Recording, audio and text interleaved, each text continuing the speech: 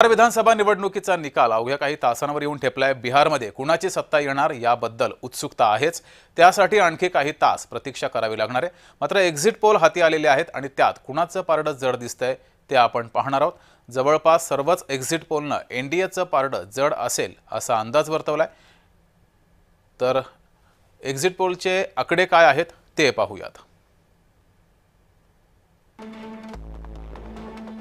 तर exit पोलमध्ये matrix संस्थेने एनडीएला 147 ते 171 जागा दिल्यात। एमजीबीला 90 ते 60, इतरांना 6 ते 12।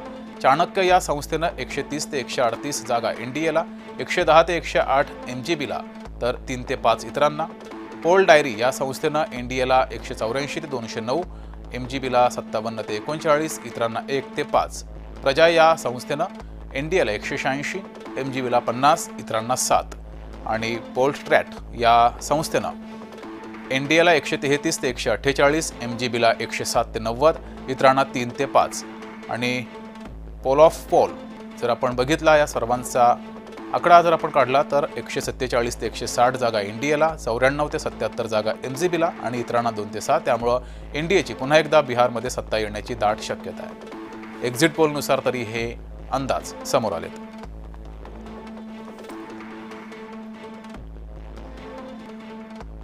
तर याबाबत विजय वडेट्टीवार यांची प्रतिक्रिया समोर आली आहे, ती पाहूयात। म्हणजे काय आमचं सगळं सुपात साफ झाल्यासारखं सगळं काही दाखवत होतं। नंतर काय उशिरा काय माहित नाही, उशिरा कळायला लागलं आणि मग त्या सर्वेमध्ये थोडासा बदल होत गेला। पण आता आमच्याकडचे काही ज्या सर्वे करणाऱ्या कंपन्या आहेत किंवा तर त्यांच्या माध्यमातून आम्हाला जो फीडबॅक मिळतो घेतला आम्ही तो 100% इंडियाचं सरकार बिहारमध्ये येते आहे। आपल्यासोबत राजकीय विश्लेषक जयंत माइंडकर जे जोडलेले आहेत। माइंडकर सर यांच्याकडून या निवडणुकीसंदर्भात अधिक विश्लेषण समजून घेऊया। माइंडकर सर, एक्झिट पोल समोर आलेला आहे आणि त्यानुसार बिहारमध्ये सत्ता पालट काय होत नाहीये, पुन्हा तेच सत्तेवर येत आहेत। बरोबर, अपेक्षितच होतं। अगदी अपेक्षित असलेलं त्याचं कारण असं आहे की मी एक वेळ तेजस्वी यादव आणि नितीश कुमार यांना मी नेक टू नेक मानी नाही, कदाचित तेजस्वी यादव लालू प्रसाद यादव यांच्या करिश्म्यामुळे थोडेसे समोरही असतील, पण त्यात जे बॅकिंग नितीश कुमारांना बीजेपीचं आहे तर तेजस्वी यादव यांच्या मागे काँग्रेस, तो व्हीआयपी आणि 2-3 लेफ्ट पार्टीज असे एकूण जे काही 4-5 पक्ष ज्याला मी कचरा पक्ष म्हणतो हे टोटल मिळून सुद्धा भाजपच्या बरोबरीचं बॅकिंग देऊ शकत नाही। काँग्रेस ही बिहारमध्ये इतकी वीक आहे की ते स्वतः करता उपमुख्यमंत्री पद तरी द्या हेही म्हणू शकले नाहीत। त्यांनी उपमुख्यमंत्री पदाचे उमेदवार केलेले आहे व्हीआयपी पक्षाला। त्याच्यामुळे तेजस्वी यादव एकटे लढत आहेत।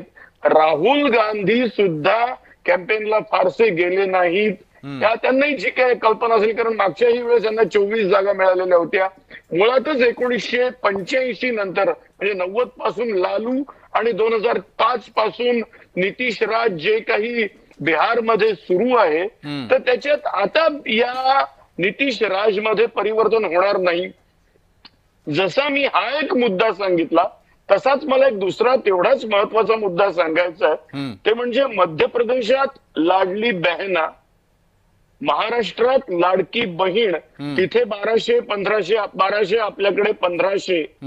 तर नितीश कुमार या सर्वांच्या पलीकडे गेलेत। त्यांनी सरळ एकदम 10,000 रुपये बिझनेस करायला आम्ही जवळपास त्यांनी 1.5 कोटी महिलांच्या खात्यात जमा केले। आता कल्पना करा, 1.5 कोटी महिला ज्यांचं उत्पन्न 2.5 लाखापेक्षा कमी आहे, ज्यांचं कौटुंबिक उत्पन्न, त्यांच्या प्रत्येकाच्या खात्यात 10,000 रुपये जर का जमा झालेले आहेत आणि हे वरतून सांगितलेलं की तुम्ही याच्यावर बिझनेस करा, आम्ही तुम्हाला 2 लाखापर्यंत अजून देऊ। म्हणजे चित्रपटात ज्या प्रकारे आपण पाहायचो की काय तुम्ही 5 रुपये 10 रुपये जुन्या काळातले किंवा आताच्या काळातले अजून जे काय असतील ते 100,000 की तुम्ही इलेक्शनच्या आधी पैसे घ्या, जे काही आपण असे शॉर्ट्स आजही चित्रपटात पाहतो, हा तसाच प्रकार आहे का? मला असं वाटतं लाडली बहिणा मध्य प्रदेशात जिंकली, लाडकी बहीण आपल्याला माहिती आहे महाराष्ट्रात जिंकलेली आहे. भलेही दोन्ही ठिकाणी वादग्रस्त ठरलेले आहेत, अनेकांना योग्यता नसताना दिले गेलेले आहे. आणि जर माझ्या दृष्टीने भाजपच्या बॅकिंग जसं नितीश कुमारांना महत्वाचं आहे त्याच्याबरोबर जर तेवढीच महत्वाची दुसरी कोणती गोष्ट असेल तर ही 10,000 रुपये 1.5 कोटी महिलांच्या अकाउंटला नॉन रिटर्नेबल बेसिसवर जमा होणं. तुम्ही कल्पना करा, नॉन रिटर्नेबल.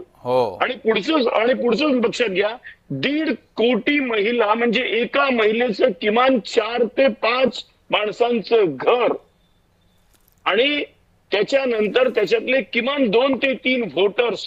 म्हणजे हा इन्फ्लुएन्स एका गरीब परिवारातल्या किंवा लोअर मिडल क्लास परिवारामध्ये नितीश कुमारांनी किती मोठा केलेला आहे.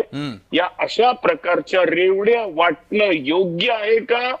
त्याच्यावर त्याचा एकूणच इकॉनॉमीवर किती परिणाम होतो, इतर स्कीम किती बंद करायला लागतात महाराष्ट्रात. आपणही बातम्या देत आहेत, मलाही कल्पना आहे की इतर योजनांना पैसे किती कमी दिले जातात त्या लाडकी बहीण योजनेमुळे. मला 1989 सालचं एक कार्टून आठवतो, तेवढं सांगतो, त्याच्यानंतर आपण बोल सांगाल.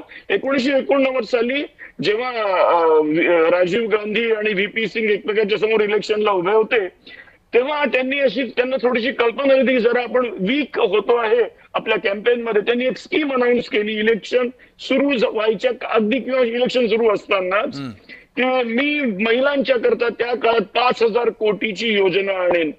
आर.के. लक्ष्मण यांनी टाइम्स ऑफ इंडियात एक कार्टून काढलं होतं, एक पोलिंग बूथ समोर कॉमन मॅन आणि त्याची पत्नी उभी आहे आणि राजीव गांधी हातात 5,000च असं एक हे घेऊन चाललेले आहेत. आज तुम्ही मला सांगा, त्यावेळेसही त्याच्यावर काही कारवाई झालेली नव्हती. त्याच्यानंतर हे सांगण्यात आलं की इलेक्शन कमिशनरनी की आम्ही काही कारवाई करू शकत नाही. या अशा प्रकारच्या योजना योग्य आहेत का? हा मात्र वादाचा मुद्दा आहे. मात्र निवडणुकीमध्ये यश मिळवून देत आहे. वेळेच्या अभावी आपल्याला थांबावं लागते. मात्र जयंत माइंडकरजी धन्यवाद दिलेल्या या प्रतिक्रियेबद्दल. यासोबतच जेएम विशेषमध्ये वेळ झाली तेच थांबण्याची. ताज्या बातम्यांसाठी बघत राहा जय महाराष्ट्र.